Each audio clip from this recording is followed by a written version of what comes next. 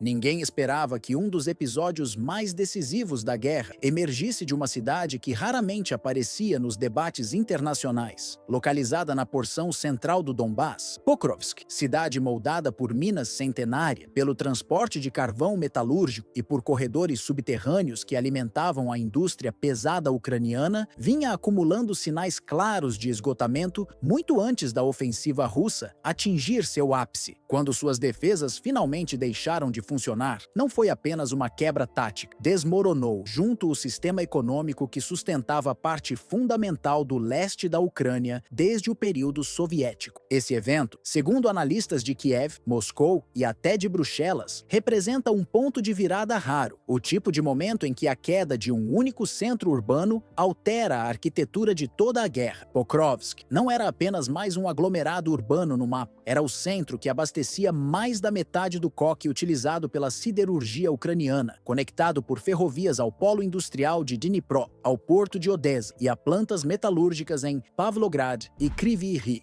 Com o fim abrupto dessa produção, altos fornos pararam, cadeias logísticas perderam coerência e o tráfego ferroviário que alimentava meio país simplesmente cessou. A degradação do território já era perceptível meses antes. As antigas instalações de extração de carvão, que durante décadas operaram com tráfego intenso de vagões e máquinas, haviam se transformado em alvos fáceis para ataques vindos da Rússia. A cada nova semana, correspondentes registravam mais crateras próximas às ferrovias, mais depósitos incendiados e mais trechos de estrada interditados por bombardeios. As defesas ucranianas, desgastadas e com baixa capacidade de rotação de tropas, se afundavam sob o peso de avanços simultâneos. Quando Pokrovsk caiu, não foi um recuo ordenado, foi um colapso em cadeia. O sistema que abastecia a fábrica, locomotivas e fundições deixou de existir. E isso ocorreu no exato momento em que as forças russas ampliavam sua ofensiva em diversos setores.